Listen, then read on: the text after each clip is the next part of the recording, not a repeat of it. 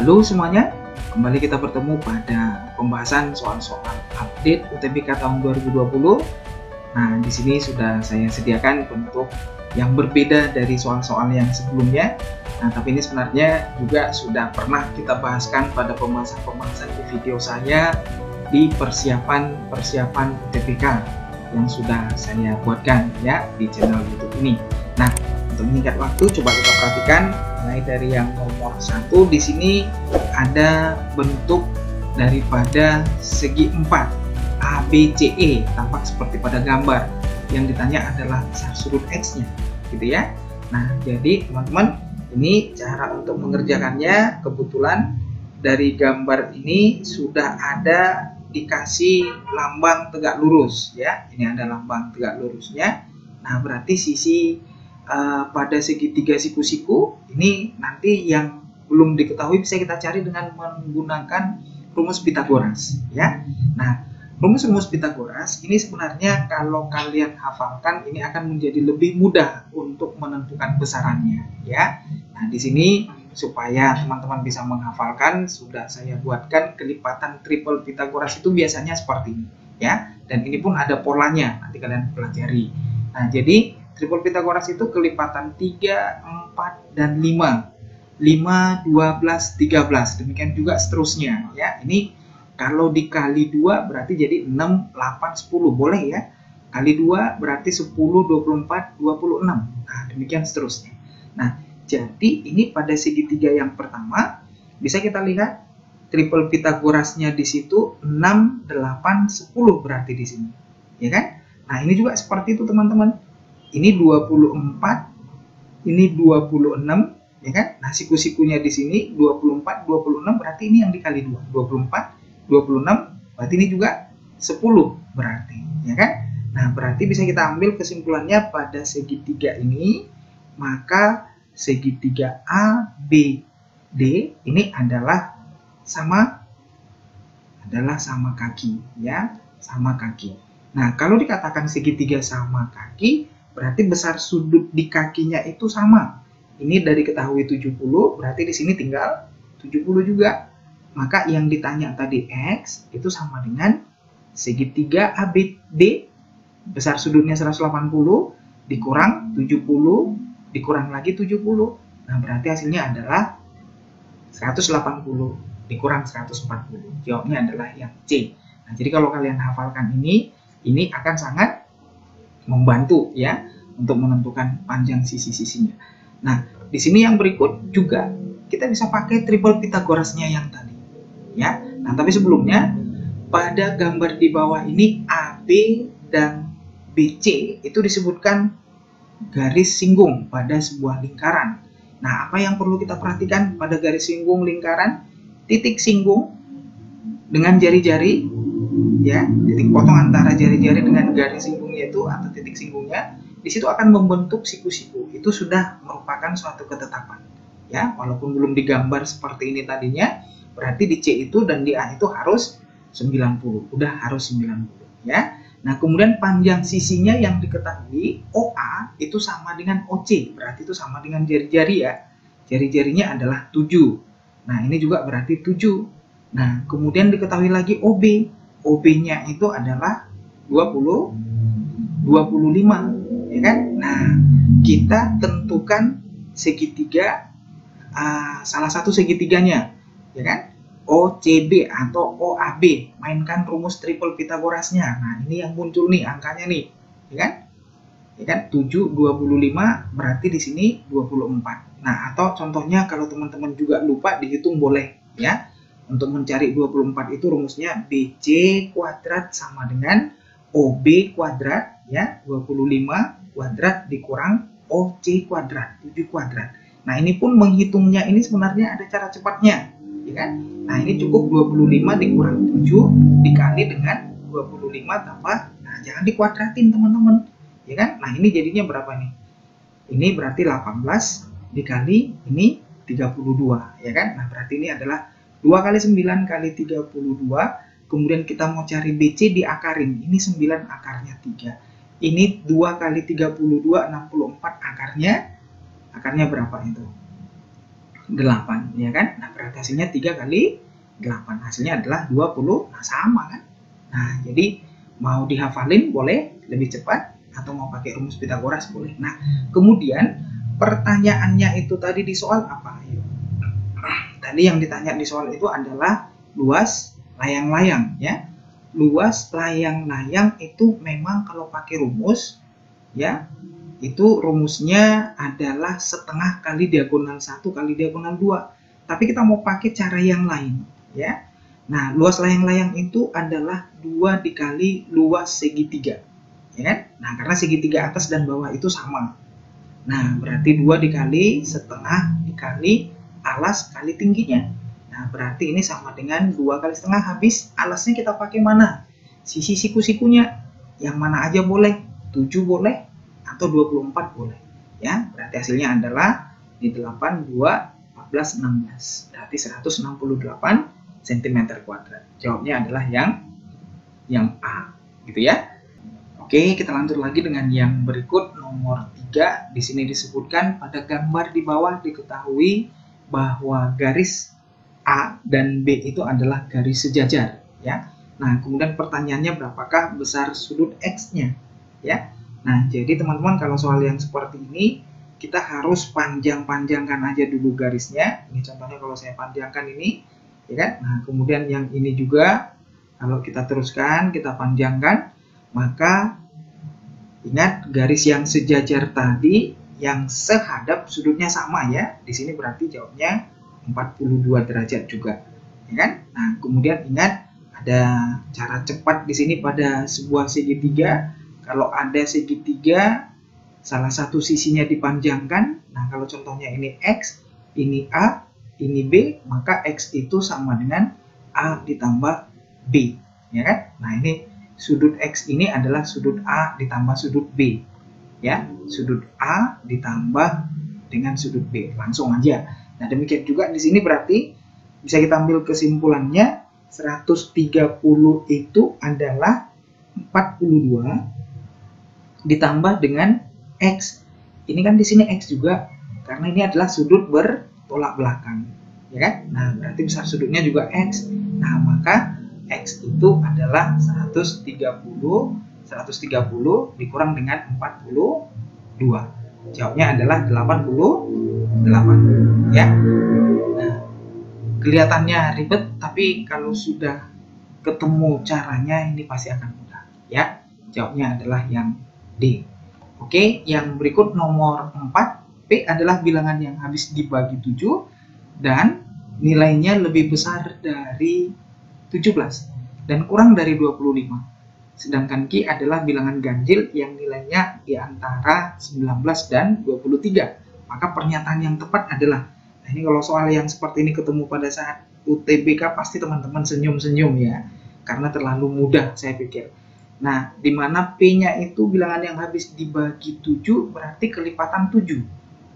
Kelipatan 7 yang nilainya di antara 17 sampai dengan 25 hanya 1, berarti 21, ya kan?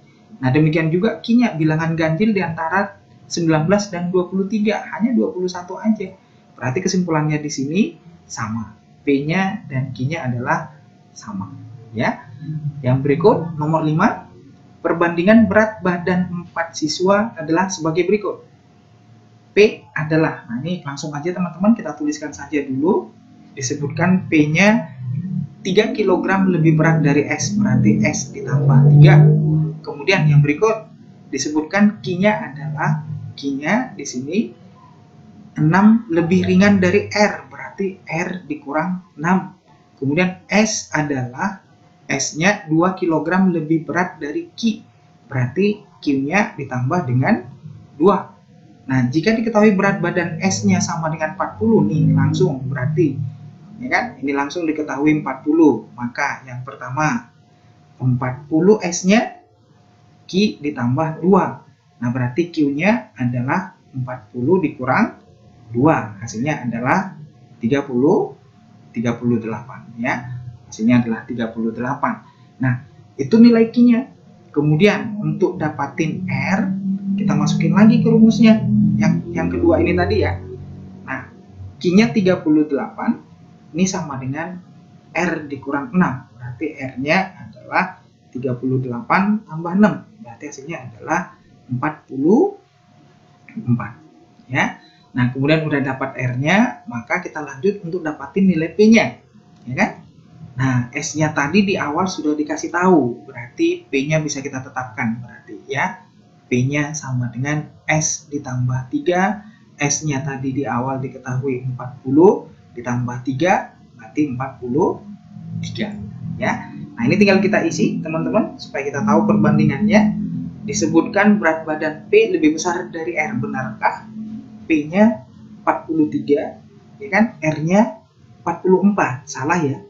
Nah, kemudian S-nya lebih besar dari R, S-nya 40, kemudian R-nya tadi 44, salah lagi ya.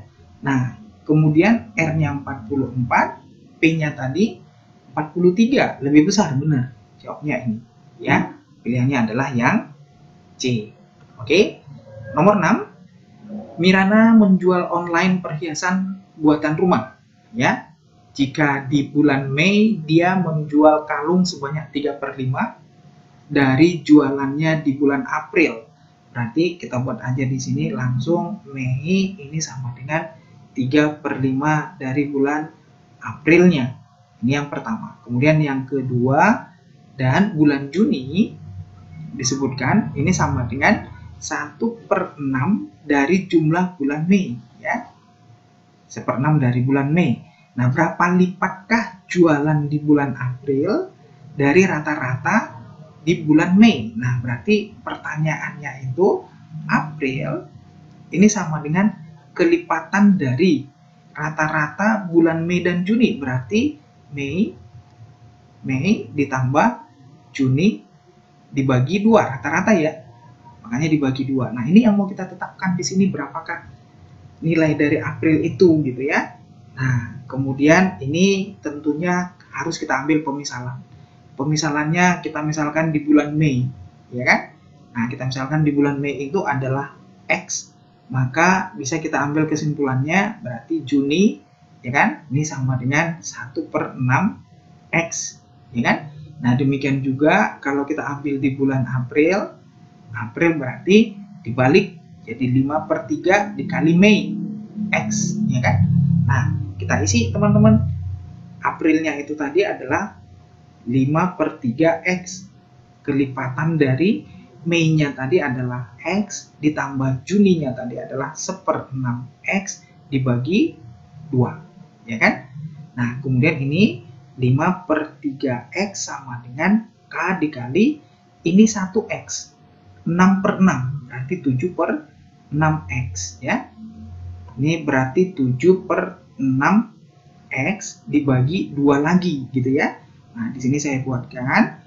Nah, berarti ini tinggal 5/3 X ini sama dengan K dikali ini gimana hitungannya? Ayo, 7/6 dibagi 2 lagi. Berarti ini 7/12 kali X, ya kan? Nah, ini ada X sama-sama dibagi X, nanti ini coret, ya kan?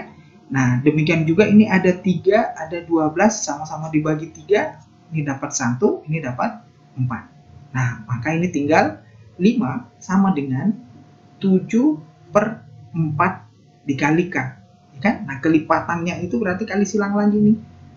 4 dikali 5, 7-nya jadinya ke bawah, kan gitu ya. Nah, 20/7 kali, ya. Nah, jadi jawabnya adalah D, 20/7, ya. Nanti dihitung dan diikutin cara-caranya supaya lebih lancar lagi operasi aljabarnya, ya. Oke, yang berikut nomor 7. A adalah bilangan bulat dan B sama dengan 5A tambah 3. Bilangan manakah di bawah ini yang merupakan pembagi dari bilangan B? Berarti pembagi dari bilangan B itu adalah kelipatan B, ya kan? Boleh, atau faktor dari B, ya kan? Nah, jadi di sini kan disebutkan A itu bebas, bilangan bulat, ya. Nah, berarti A-nya itu boleh bilangan bulat asli positif, ya, 1 contohnya, 1 boleh, 2, 3 sampai seterusnya, atau negatif 1, negatif 2, negatif 3 boleh, atau bahkan 0 juga boleh, ya, bilangan bulat. Nah, Jadi kalau contohnya B-nya kita misalkan 1 coba. Ya, B-nya 1 berarti 5 dikali 1, ya kan? 5 kali 1 ditambah, berarti 5 dikali 1 ditambah 3, berarti hasilnya adalah 8. Ya kan? Nah, ada nggak 8? Kalau 8 kan berarti pembagi dari B. Ya kan? Nah, kemudian kalau B-nya, kalau contohnya A-nya itu kita misalkan 2, coba. Kalau A-nya kita misalkan 2, B-nya berapa itu? B-nya sama dengan 10 ditambah 3, sama dengan 13. Ada nggak pilihannya 13? Ada. Kalau B-nya, kalau A-nya contohnya 3, ya coba. Kalau A-nya 3, maka B-nya nanti berapa nih? 15 tambah 3 sama dengan 18. Ada 18? Tidak ada. Maka pilihannya adalah yang C. Ya. Jadi 13 itu adalah B itu sendiri, berarti B itu sendiri 13 juga merupakan pembagi dari dia sendiri, ya. 13 bisa dibagi dengan 13. Oke, itu maksudnya. Yang nomor 8 di sini, sebuah pekerjaan dapat diselesaikan dalam waktu 18 hari. Nah, ini adalah perbandingan-perbandingan yang soal seperti ini sangat sering sekali dan banyak sekali sudah kita bahas di persiapan-persiapan yang sebelumnya, ya. Ini namanya perbandingan berbalik nilai. Langsung aja. Ini 18 hari, ya kan? Targetnya itu untuk 80 orang. Ya kan? Nah, kemudian pengen dicepetin jadi 16 hari. Kemudian berapa orang ini pekerjanya ini, ya kan? Pekerjanya, ya, berapa orang, ya? Nah, jadi ini artinya kalau harinya makin dicepetin, maka banyak yang bekerja itu kan harus makin tambah, ya kan? Nah, jadi ini yang dimaksud dengan perbandingan terbalik. Jadi langsung aja pertanyaannya X, langsung kita upayakan X itu di atas. X per 80, X dibagi 80. Nah, tapi jangan dibuat 16 dibagi 80, tapi dibalik. Nah, makanya dikatakan perbandingan berbalik nilai. Jadi dibuat bukan 18 per 16, tapi ya, bukan 16 per 18, karena kan tadi X-nya di atas, bukan 16 lagi yang di atas, tapi 18 gitu per 16, ya. Nah, ini kebetulan kelipatan dari 8 aja dulu. Ini 2, ini dapat 10, bagi 2 lagi berarti ini 5, ya. Nah, maka ini tinggal dapat X-nya kali silang. Tinggal kali silang. 5 dikali 18, 40 tambah 5, 90, ya. Nah, 90 pekerja, yang ditanya itu bukan banyaknya pekerja, tapi tambahannya, berarti kan. Nah, ini tambahan, ini hasilnya adalah 90 dikurang 80. Berarti hasilnya adalah 10 orang. Gampang ya? Oke, kita lanjut lagi dengan yang nomor 9. Di sini disebutkan untuk melindungi laptopnya agar tidak dapat dibuka oleh teman-temannya, Rino memasang sandi password yang terdiri dari 4 digit, yang terdiri dari angka dan huruf vokal dengan ketentuan sebagai berikut: angka, huruf, ya. Nah, jadi yang jelas di sini teman-teman caranya ini kita tetapkan. Yang pertama ini ada terdiri dari 4 kotak, ya. 4 kotaknya yaitu susunannya tadi adalah angka, huruf, ya. Angka, huruf. Nah, kira-kira seperti itu. Nah, kemudian angka pertama itu harus ganjil. Nah, angka pertama ganjil, bilangan ganjil itu adalah 1, 3, 5, 7, dan 9. Ya, angka pertamanya harus ganjil. Nah, kemudian angka kedua dipilih dari bilangan ini, ya. Nah, kalau kita lihat dari angka yang kedua ada yang ganjil juga nih, angka 5 nih, ya kan? Nah, hati-hati di situ. Kemudian huruf pertamanya bukan A, ya kan? Huruf keduanya O. Nah, disebutkan tadi bahwa huruf yang dipakai itu adalah harus huruf vokal. Ada 5 ya, A, I, U, E, O, ya kan? Nah, sekarang yang ditanya, tentukan berapa banyak susunan password yang bisa dibentuk jika setiap digitnya tidak boleh berulang. Ya kan, kalau udah dipakai A nggak boleh muncul A lagi. Udah dipakai angka 3 nggak boleh lagi angka 3. Udah dipakai angka 5 nggak boleh muncul lagi angka 5 di kotak yang berikutnya. Nah, gitu ya. Nah, jadi kita coba perhatikan yang pertama dari ketentuannya tadi adalah ganjil. Nah, angka kedua ini kalau kita misalkan dia merupakan bilangan ganjil yang kita pakai, dari yang tersedia itu kan masih ada yang ganjil tadi, yaitu angka 5, ya kan? Nah, berarti banyaknya itu ada 1 lagi yang ganjil, ya. Nah, kalau sudah kita pakai angka 5 di sini, berarti nanti di sana, di angka satuannya itu nggak boleh ganjil lagi. Nah, berarti ada sebanyak berapa lagi itu sisanya? Tadi semuanya ada 5, berarti tinggal 4 ya. Ada 4 lagi yang boleh kita tetapkan di angka yang pertama. Nah, kemudian huruf pertama bukan A, I, U, E, O. Ya kan? Nah, ada 5 ya. Nah, bukan A, berarti ada 4. Ya kan? Nah, tapi karena huruf kedua harus O, berarti tinggal berapa lagi? Tinggal 3 dong. Ya kan? Berarti ini tinggal 3 lagi. Karena bukan A dan O-nya kepake nanti khusus untuk yang terakhir. Nah, ini O, 1 aja. Ya kan? Nah, jadi banyaknya bilangan ini adalah 4 dikali 3 sama dengan 12. Nah, itulah jenisnya yang pertama. Kita lihat dari angka yang kedua tadi. Kalau boleh, yang kita pakai adalah yang bilangan ganjil. Nah, sekarang coba kita boleh pakai lagi di angka yang kedua itu adalah yaitu bilangan genap. Ya kan? Ya kan? Bilangan genap. Nah, ini tadi bilangan ganjil. Nah, kalau di sininya kita pakai yang genap, ada sebanyak berapa lagi tadi angka yang kedua itu yang genap? 0, 2, dan 4. Ada 3 lagi berarti kan? Ada 3 lagi. Nah, gitu dia. Nah, kemudian kalau di sini berarti kan nggak ngaruh, semuanya bisa kita pakai angkanya tadi nih. Angkanya dulu yang kita perhatikan. Semuanya tadi bilangan ganjil itu ada 5, berarti 5 di sini. Nah, kemudian hurufnya bukan huruf A dan bukan huruf O, itu yang pertama. Berarti ada 3 ya. Nah, di sini selalu harus huruf O di sini yang terakhir kan. Nah, huruf O 1 aja berarti yang kita pakai banyaknya itu ya. Nah, kemudian ini semuanya kita kalikan. 5 dikali 9 lah ya. Berarti hasilnya adalah 45 ya. Hasilnya adalah 45. Nah, kemudian total ya kan. Nah, berarti totalnya ini sama dengan berapa itu? 57 ya. Pilihannya adalah yang C ya. Kira-kira seperti itu analisanya. Nanti diulang-ulang lagi. Yang berikut yang nomor 10, diketahui data sebagai berikut.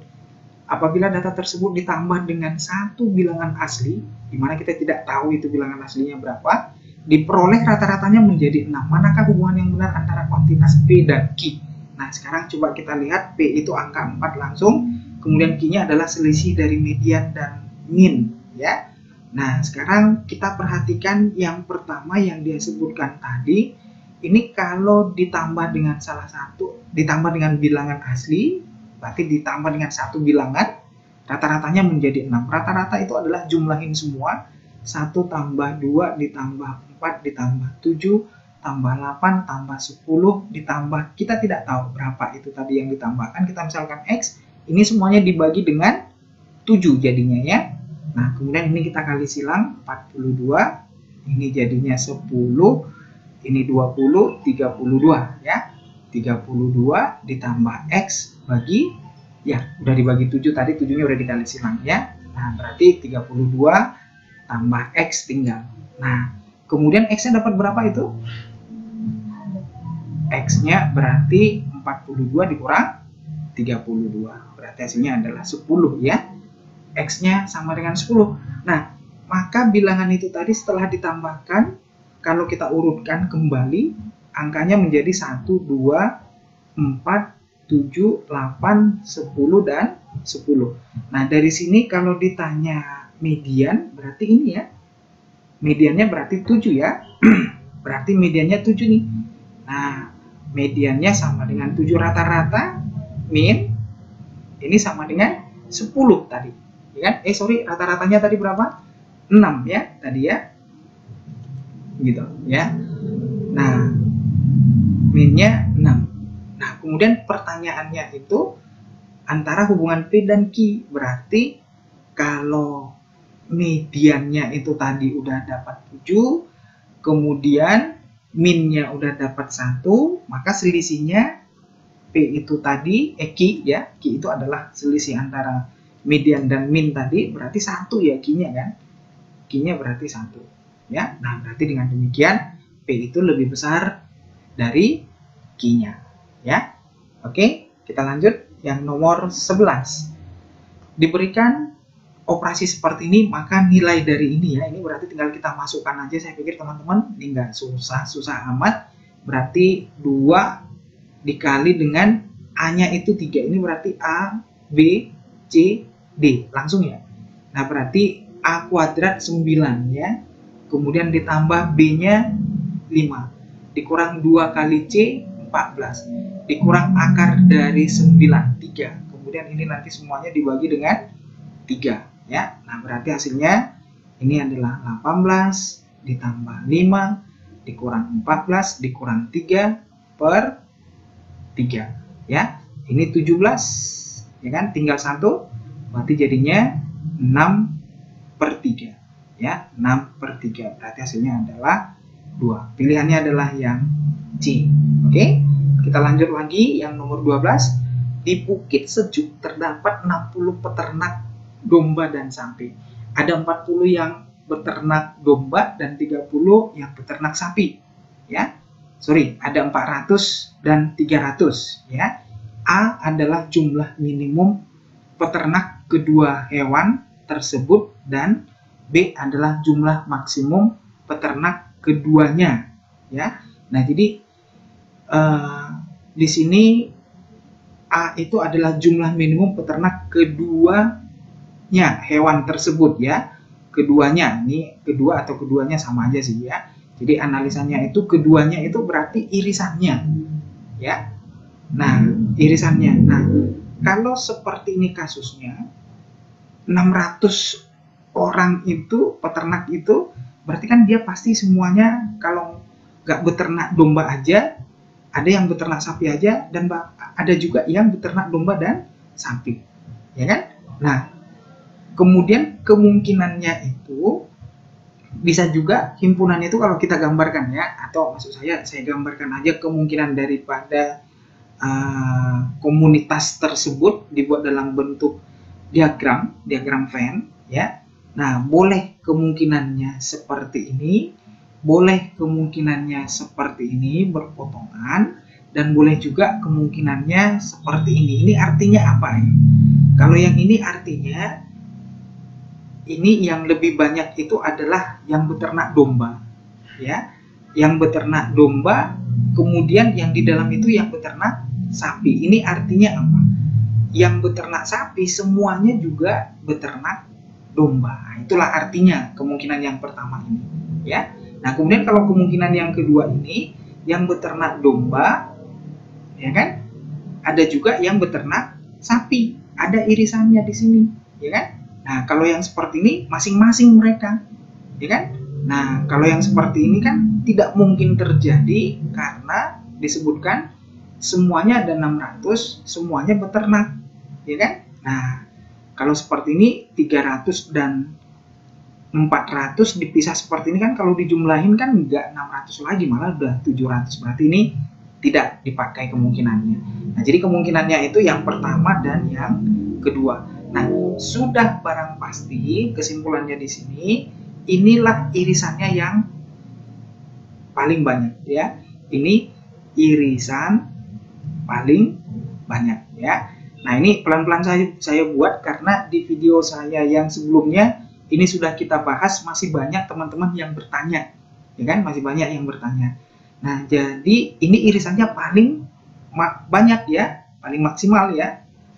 Nah, ini berarti kondisinya yang irisan paling sedikit ya kan, paling sedikit ya kan. Nah, inilah yang dikatakan sebagai A dan inilah yang dikatakan sebagai B. Nah, A itu bisa langsung kita tetapkan, yaitu irisan antara gambar ini adalah sapi. Sapi itu adalah 300 ya kan. Nah, jadi yang ini adalah 300. Nah, sekarang tinggal ini nih, ini yang mau kita tetapkan ya. Nah, jadi kalau yang beternak sapi dan domba tadi semuanya adalah 600 ya kan.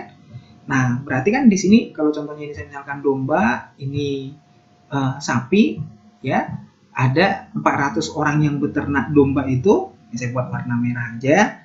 Nah, berarti 400 irisannya kita misalkan X, ini X ya kan. Nah, kemudian di sini ada sebanyak 300 dikurang lagi dengan X, karena di sini X, ya kan? Nah, maka 600 itu sama dengan 400 ditambah X dikurang X ditambah 300 dikurang X, ya kan?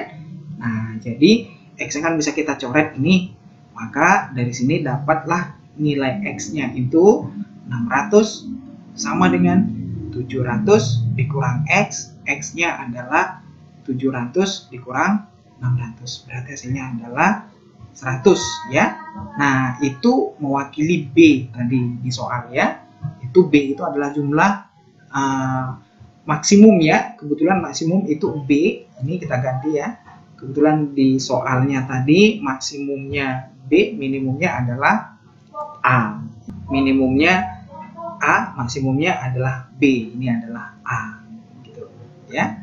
Nah, berarti ini A-nya sama dengan 100. Nah, kemudian pertanyaannya apa? B dikurang A. Maka pertanyaannya B dikurang A ini adalah 300 dikurang 100. Jawabnya adalah 200. Ya. Pilihannya 200 yang D. Demikian, ya. Kita lanjut yang berikut, yang nomor 13, ya. Nomor 13, terdapat dua alat untuk mencetak mesin fotokopi, yaitu A dan B. Kemampuan memproduksi alat A adalah 4 kali dari si B, ya kan? Nah, kemampuan alat A ini sama dengan 4 kali kemampuan alat si B. Ini yang pertama nih yang kita ambil kesimpulannya. Jika jumlah produksi alat B selama 6 jam, ya, disebutkan 72, ya. Ya, 72 buah selama 6 jam. Nah, berarti selama 1 jam si B di sini ini sama dengan 72 dibagi 6 buah. Ya kan, kita ambil satunya dalam 1 jam gitu, ya. Nah, berarti ini hasilnya adalah 12 buah, ya kan? Nah, maka si A dalam 1 jam hasilnya sama dengan berapa? 4 kali. Ya kan? 4 kali dari 12 berarti 48. Nah, itu aja nih maksudnya, ya. Sangat mudah sekali, ya. Tinggal tenang menjawabnya supaya bisa cepat dan arahnya tahu, langsung to the point ngerjain soal. Lanjut nomor 14. Di sini disebutkan jika F1 per X sama dengan F inverse, ya, pangkat minus 1. Sebelumnya ada saya bahas lagi pangkat 1, aksen, turunan berarti. Ini adalah inverse. Nah, kalau pada fungsinya ini sebelumnya belum diketahui bentuk Fx, maka ini kita misalin dulu, ya. Ini kita anggap 1 per X-nya adalah Y, ya. Nah, atau dengan kata lain bisa juga ini kita ambil X-nya dulu, berarti 1 per X-nya 1 per Y, ya. Nah, inilah yang kita masukkan, maka fungsinya tadi menjadi Fy sama dengan X-nya 1 per Y, kemudian dibagi dengan 2 ditambah 3 per Y, 3 kali 1 per Y. Ini sama-sama kita kali Y, ya, atas dan bawah. Nah, berarti ini tinggal 1 per 2Y ditambah 3, ya kan? Nah, itulah Fy. Kalau ditanya Fa apa? Fa berarti ganti Y-nya jadi A, ya kan? 2A ditambah 3. Kalau ditanya Fx, berarti ganti aja Y-nya jadi X. 1 per 2 X ditambah 3. Nah, ini bukan ini yang ditanya, bukan Fx-nya yang ditanya, tapi F inverse A nanti, ya kan? Nah, kalau sudah, ini sebenarnya ada cara cepatnya, ya. Cara cepatnya itu kalau Y sama dengan AX ditambah B per CX ditambah D. Ini inverse-nya apa? Yuk teman-teman, ini tinggal ganti tempat aja, tandanya dilawankan. Nanti min DX ditambah B per CX dikurang A. Ini cara cepatnya, ya. Nah, ini juga seperti itu. Kalau tadi Fx-nya, ya, Fx-nya sama dengan 1 per 2x ditambah 3. Nah, 1 yang di atas itu bisa saya tambahin temannya dengan 0x gitu, ya. Nah, sehingga kalau ditanya inverse-nya tadi kan ini yang kita tukarkan, ya kan? Nggak ngaruh itu kalau saya buat 0x, ya kan? Nah, berarti ini jadinya minus 3x ditambah 1 per 2x. Nah, inilah yang menjadi F inverse x-nya, ya kan? Nah, kalau dikatakan F inverse A, ya kan? Nah, hasilnya sama dengan minus 1, gantilah X-nya jadi A, ya kan? Berarti minus 3A tambah 1 per 2A sama dengan minus 1 kali silang. Minus 3A tambah 1 sama dengan minus 2A, kemudian pindahkan minus 3A-nya, ini tinggal 1 sama dengan minus 2A tambah 3A. Berarti A-nya sama dengan berapa itu? A-nya sama dengan 1. Ya. Nah, itulah yang ditanya di soal. Jadi pahamin cara-cara cepatnya, gunakan supaya nanti mengerjakan UTBK-nya bisa hasilnya maksimal. Lanjut yang nomor 15, diketahui matriks X yang terakhir teman-teman, maka yang ditanya determinan dari X pangkat 3 dikurang 2X kuadrat. Nah, X-nya kita cari dulu bentuk kuadrat dan pangkat 3-nya. Kalau dikatakan X kuadrat, ini nggak boleh langsung dikuadratin, tapi harus kita ubah X dikali X dulu, ya kan? Nah, berarti hasilnya adalah 1, 2, 1, 1. Ini kita kalikan 1, 2, 1, 1. Nah, hasilnya sama dengan 1 dikali 1 ditambah 2 dikali 1. Berarti 1 ditambah 2, 3. Kemudian yang di sini 2 ditambah 2, 4. Kemudian yang di sini 1 ditambah 1, 2. 1 dikali 2, 2 ditambah 1 kali 1, 2 ditambah 1, berarti 3. Nah, inilah AX kuadrat. Nah, kemudian yang berikut X pangkat 3. Berarti ini sama aja dengan X kuadrat dikali X. Hasilnya adalah 3, 4, 2, 3. Kita kali lagi dengan 1, 2, 1, 1. Nah, berarti hasilnya sama dengan, kita isi 3 kali 1 tambah 4 kali 1, berarti 7. 3 kali 2, 6 tambah 4, 10. 2 kali 1 tambah 3 kali 1. Ya. Nah, jadi konsepnya gini ya. Ini jalannya ke samping, ini jalannya ke bawah. 2 kali 1 tambah 3 kali 1, 5. Ya kan? 4 tambah 3, 7. Nah, inilah X pangkat 3. Nah, baru ini kita akan hitung ke yang ditanya tadi di soal. Akan kita cari X pangkat 3 dikurang 2X kuadrat matriksnya dulu. X pangkat 3 tadi udah kita tetapkan 7, 10, 5, 7. 7, 10, 5, 7. Ya kan? Kemudian dikurang 2 dikali X kuadrat. X kuadrat ini kita kali 2. Langsung 6, 8, 4, 6 gitu ya. Nah, kemudian hasilnya sama dengan berapa nih? 1, 2, 1, 1. Ini kan? Nah, kemudian yang ditanya adalah determinannya ya. Determinan dari X pangkat 3 dikurang 2X kuadrat. Ini kan determinannya nih, atau tadi ditulis dalam bentuk harian mutlak seperti ini, itu artinya sama ya.